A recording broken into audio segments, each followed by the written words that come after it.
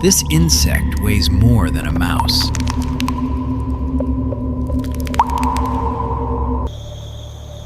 On an island where mammals never evolved, insects became the giants.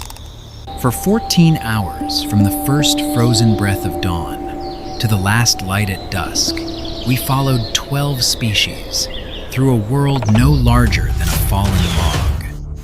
And when the darkness came,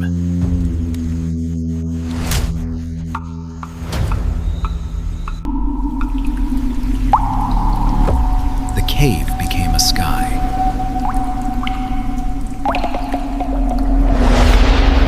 "5 a.m., 7:45 a.m. Deep in New Zealand's South Island lies Fiordland National Park, a temperate rainforest older than the first flowering plant by 60 million years. Rainfall exceeds 6,000 millimeters annually. The air barely clears freezing. Beneath silver fern and podocarp, the true rulers of this land are stirring. It is 5 o'clock in the morning. The forest floor is a cathedral of ice and moss. In this near darkness, a predator completes its final patrol. The New Zealand giant centipede, Cormocephalus rubriceps, flows across the moss like liquid copper, 15 centimeters of segmented power. Its dozens of amber-orange legs ripple in a metachronal wave, a locomotion pattern first described by myriopodologist Manton in 1952 as among the most biomechanically efficient in the animal kingdom.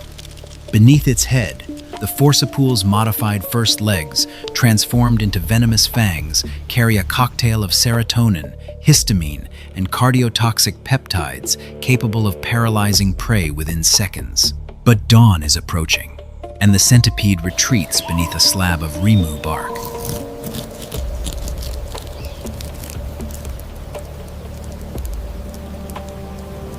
At the threshold of a dark limestone cave, a far older predator waits.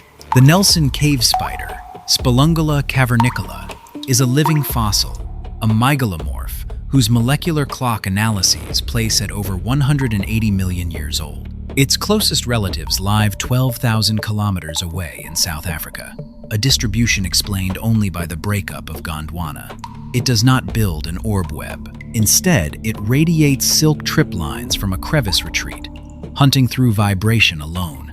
The Trichobothria hairs on its legs detect air displacement as small as 1 nanometer, among the most sensitive mechanoreceptors known to science, confirmed by Barth in 2002. Its primary prey, the cave weta gymnoplectron longypes, navigates perpetual darkness with antennae extending 5 times its body length, covered in thousands of chemoreceptive sensilla.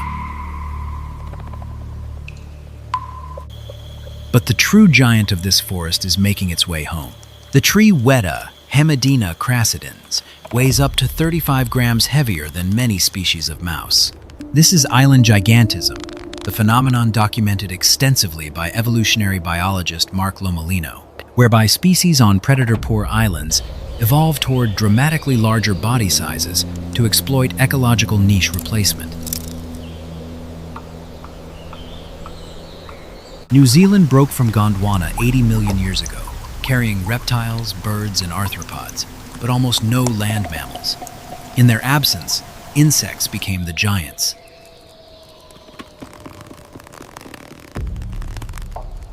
The tree weta pushes its armored body into a heartwood gallery in a rotting rimu log and settles.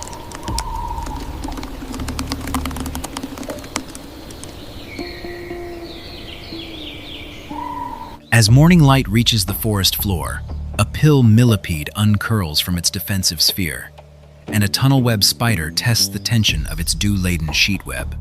The morning shift has begun.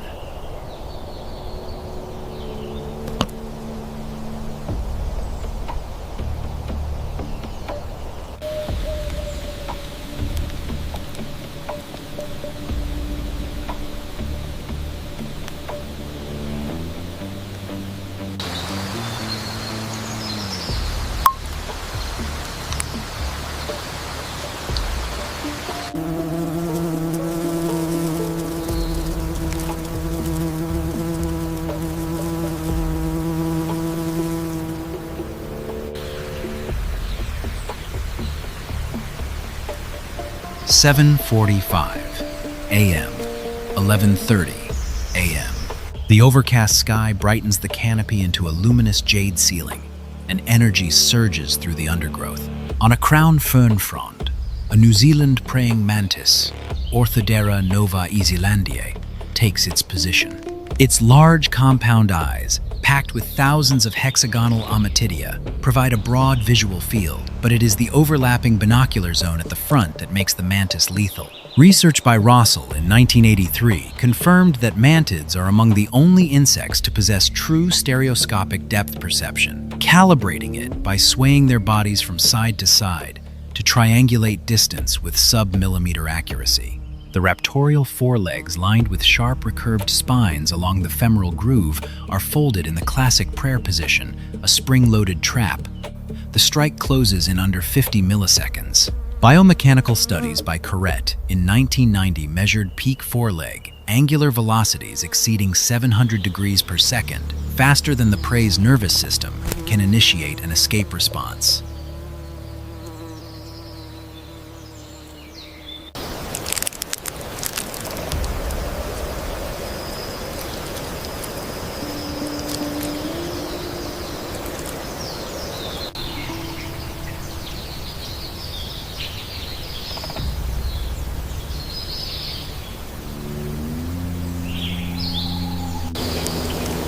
The forest floor, meanwhile, is a workshop of engineering.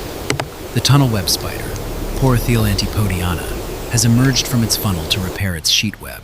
This mygalomorph produces cribbolate silk, an ancient form of capture thread, combed into woolly hackled bands by the calamistrum, a specialized row of bristles on its fourth leg, drawing silk from a flattened spinning plate called the cribellum. Unlike modern viscid silk that uses adhesive glue droplets, cribbolate silk entangles prey through van der Waals, molecular interactions between the ultrafine dry fibers and the insect cuticle, a mechanism confirmed by Opel and colleagues in 2011. It is a technology tens of millions of years older than glue-based webs. When a tiny arthropod stumbles onto the web, vibrations race through the silk toward the funnel. The spider erupts forward chelicerae open, forelegs grasping, and the catch is made in a fraction of a second.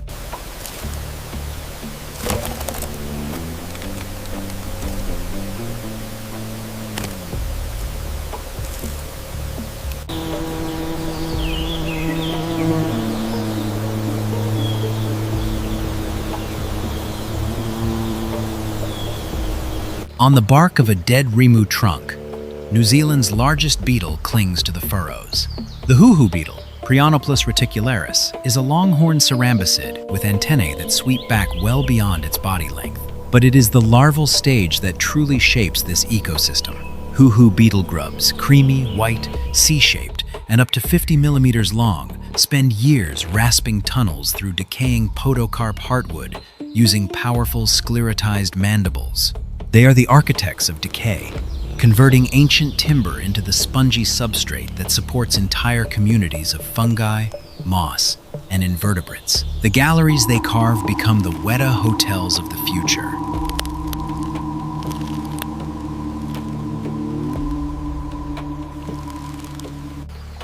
At the margins of a moss-fringed stream, a flash of color breaks the green monotony. The redcoat damselflea, Xanthocnemius zealandica, patrols its territory with 4 independently beating wings, a flight system so advanced that each wing adjusts its angle and speed in real time, enabling hovering, backward flight, and instantaneous directional changes. Its vivid, ruby-red abdomen is a beacon against the emerald moss.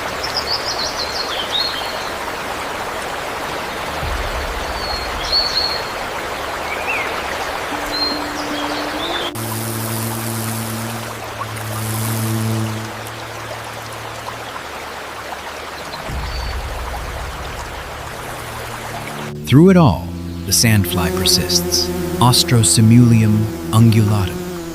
Fiordland's most relentless inhabitant rises in swirling clouds from the moss, its high-pitched whine, the constant sonic backdrop of this wilderness. There is no escape from geometry this precise.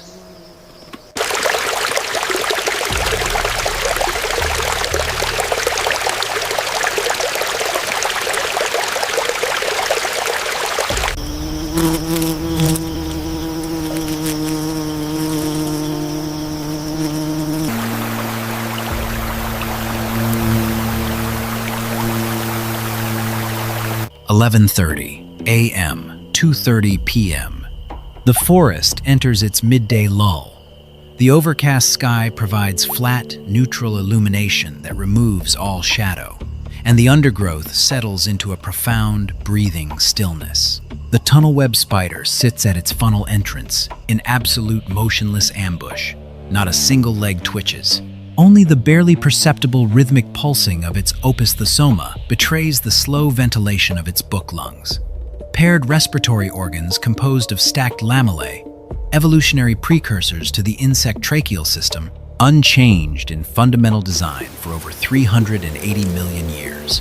It is a masterclass in predatory patience. Pill millipedes curl into perfect defensive spheres beneath fallen fern fronds, their overlapping tergite plates locking together with an audible mechanical click precision-engineered armor that conceals every vulnerable surface. Studies by Wesener and Vandenspiegel in 2009 revealed that the interlocking mechanism in Sphaerotheria operates through a turgo-pleural latch system unique among arthropods, a biological snap-fit joint with tolerances rivaling human engineering. When uncurled, their many pairs of short legs move in coordinated metachronal waves, propelling their small armored bodies across decomposing leaf litter, where they feed on decaying plant material and fungal hyphae, returning nitrogen and phosphorus to the soil. They are the gentle recyclers of the dead. Deep inside the limestone cave, the midday world is irrelevant. Here, time is measured not by light, but by vibration and chemistry. Cave weta cluster on the rough ceiling, their impossibly long antennae hanging downward in tangled sensory curtains.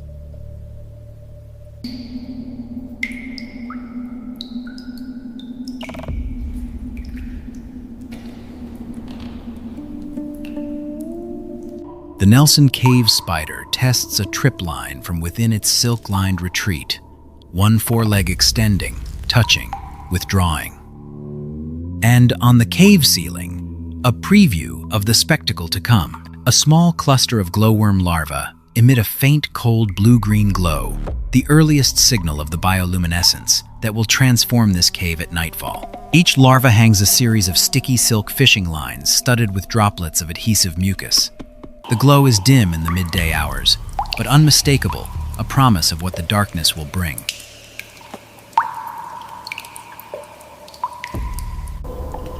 Within the Rimu heartwood, the hoo-hoo beetle larvae continue their relentless excavation.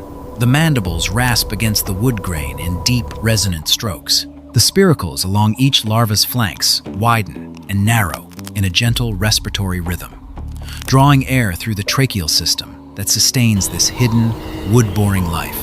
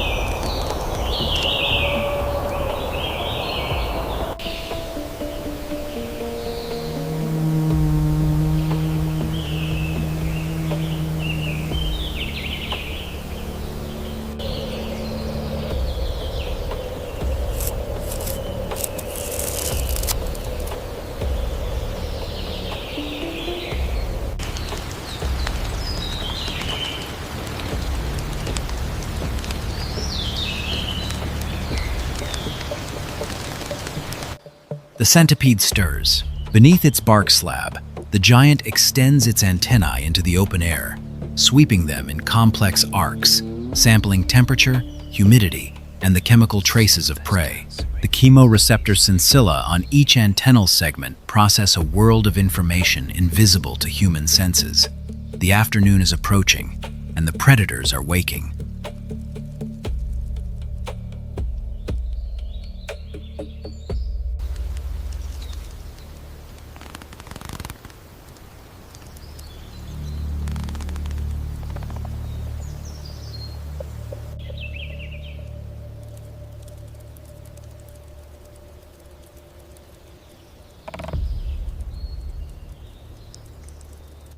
2:30 p.m., 5:15 p.m. The air cools perceptibly. A subtle shift in energy ripples through the undergrowth. The redcoat damselfly returns to the stream margin, landing with wings flared wide, its tarsal claws gripping the mossy twig with delicate precision. In the afternoon, a male secures a female in tandem formation, gripping her prothorax with his terminal abdominal claspers, structures so species-specific that they function as a mechanical lock and key, preventing hybridization between closely related species, a morphological isolation mechanism documented across Odonata by Cordoba Aguilar in 2008. Together they form the mating wheel, an intricate living loop in which the female curls her abdomen forward to receive sperm from the male's secondary genitalia on his second abdominal segment. It is one of the most complex reproductive mechanisms in the insect world, and uniquely, the male's secondary copulatory organ has no parallel in any other animal order.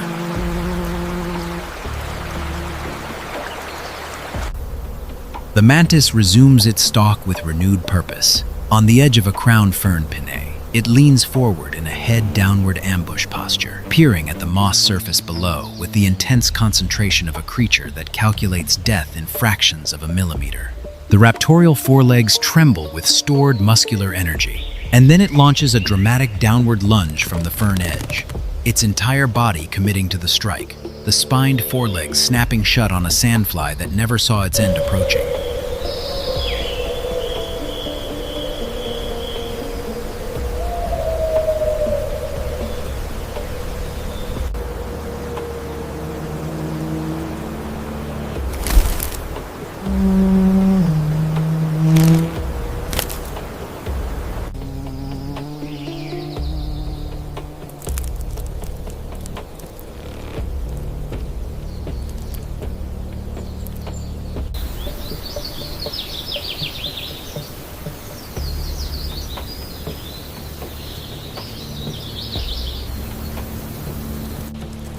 The giant centipede emerges fully now, flowing across the moss with renewed speed and purpose. It strikes coiling its body around a ground-dwelling invertebrate, the forcipools embedding in the prey's thorax, venom flooding through the fang tips.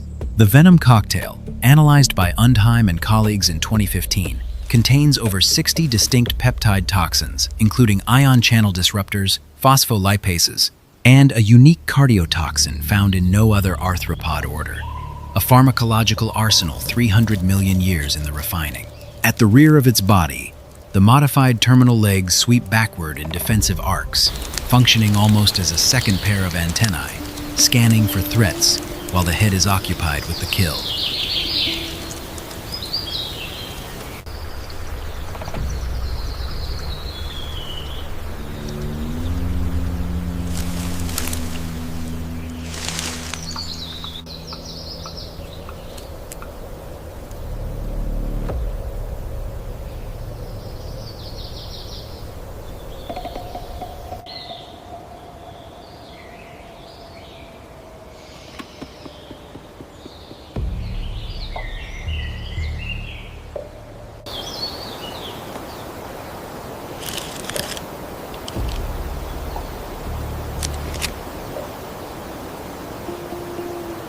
On the Raimu bark, the hoo-hoo beetle raises its reticulated elytra, unfurls its large membranous hind wings, and launches into heavy, buzzing flight. The deep thrumming drone of a large cerambicid filling the air. The ground beetle pushes from its crevice, antennae sweeping the cooling air.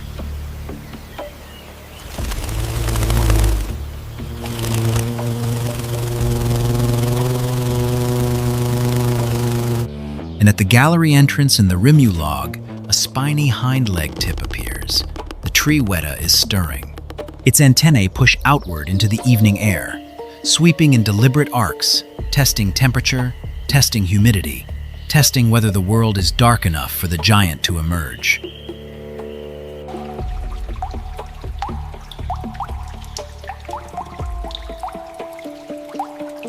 At the cave entrance, the Nelson cave spider creeps forward onto its tripline network, placing each foreleg on a silk thread, settling into its night hunting position. The stage is being set. 5:15 p.m., 7 p.m. Twilight descends on Fiordland, and the nocturnal kingdom reclaims the undergrowth. Silver fern fronds become dark silhouettes against the dying sky, and the tree weta emerges.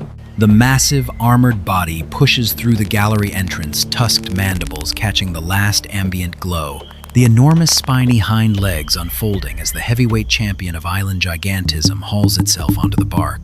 It opens its mandibles in a territorial gape display, and then it drums.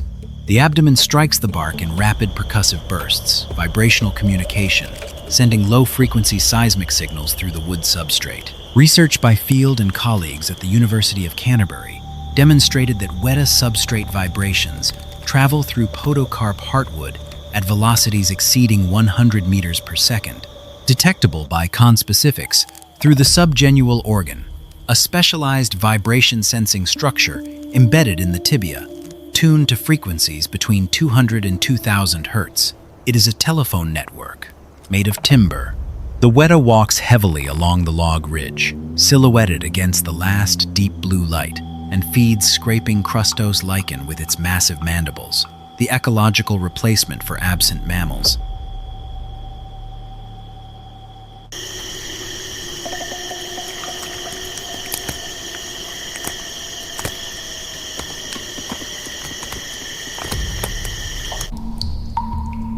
Inside the cave, the Nelson Cave spider strikes. A cave weta triggers the tripline web, and the mygalomorph lunges parallel fangs piercing the thorax. Venom flows. A Gondwanan predator-prey relationship, 180 million years in the making.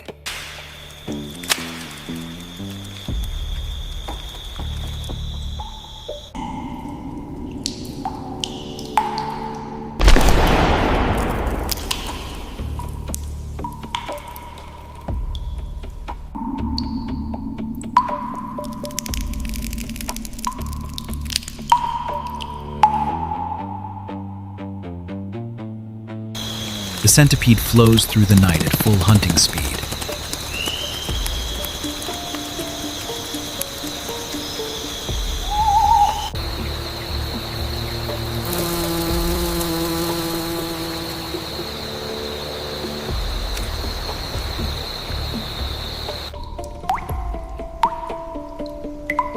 And then the ultimate revelation.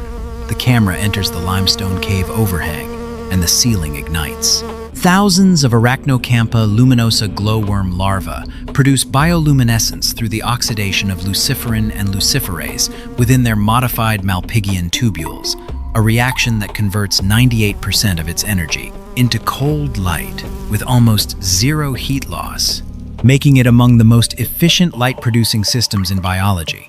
From each glowing larva hangs a curtain of sticky silk fishing lines studded with mucus droplets that refract the blue-green light.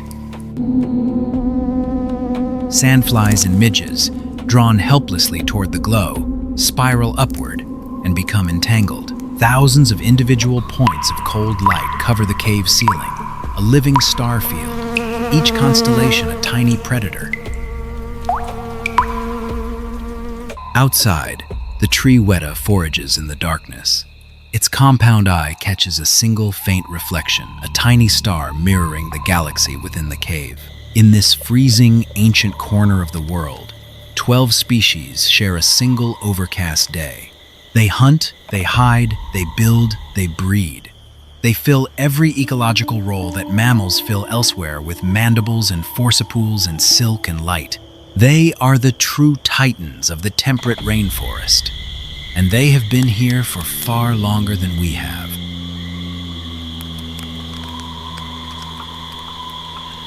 "12 species, one fallen log, 14 hours of life that most will never see."